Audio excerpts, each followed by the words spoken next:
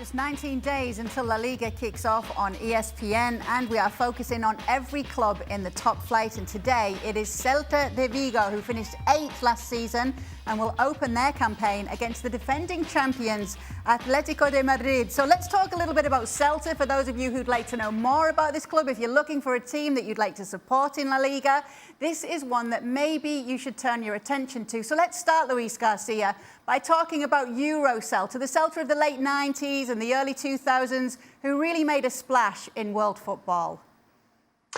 Definitely, with those players, Mostovoy, Carpin, Mazinho, what a player Mazinho he was, Gustavo Lopez, the striker, was one of those amazing teams that show us how to play football with an attractive way of attacking back in the 90s, and that fantastic rivalry that they got against Deportivo de La Coruña, another of those teams from the northwest of Spain. Yes, love it. We miss a little bit of those moments because Celta Vigo is being built to try to get the European positions, but in the past few years they struggled so much, almost getting to the relegation spots. But definitely one of those teams that you want to watch because from the past couple of maybe 3 months before the beginning of the season, they start showing a beautiful way of playing with Eduardo Coudet, the manager from last year, from 2020. Yeah, obviously you mentioned after what happened with Euro Celta, we saw relegation, promotion again. But it is hard to talk about the current day Celta without talking about its spiritual leader. This is a match made in football heaven, Iago Aspas, and everything that he's done for that side and everything that club means to him, Luis. One of the top Spanish strikers from the past, as you can see, many years. I mean, every single year kind of surprised us all. Last year struggled a lot with a couple of injuries, couldn't manage to maybe raise the standards of the year of 19-18 with those 23 goals.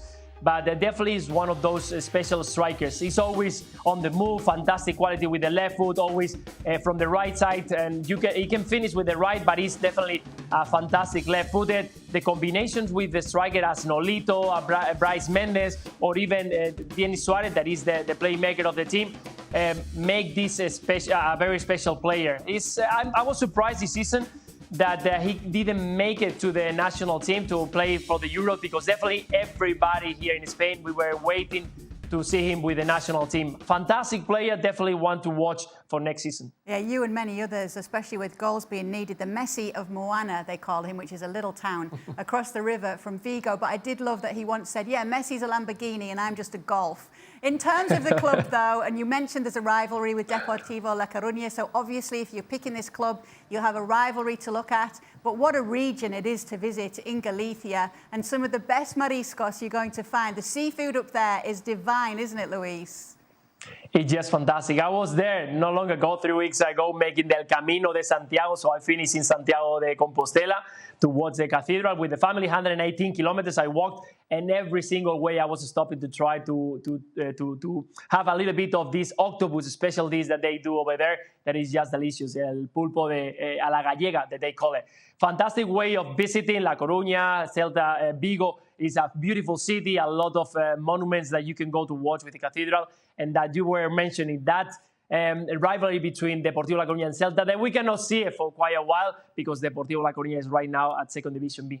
Yeah, obviously that will be not too upsetting for Celta, but they do love that rivalry, of course, so maybe they'll miss them in the end. I tell you one thing I do remember, it was my first ever away trip when I was covering La Liga, and it was the season that they were battling relegation, and ultimately they did go down. It was 06-07, and one thing that stood out to me, and I wonder if this is just all across Spain that you'll see this, but particularly in this region, was how superstitious they were.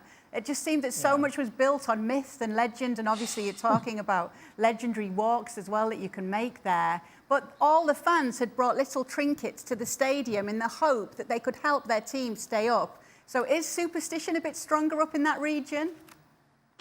I guess that the megas, they call it, the fairy tales that they are over there. They are kind of linked with it, and they live every single day with trying to give something back because they are very superstitious. So when they kind of have a big or important game, you can see a lot of them with those long necklaces with the crosses, with some stamps that they go there.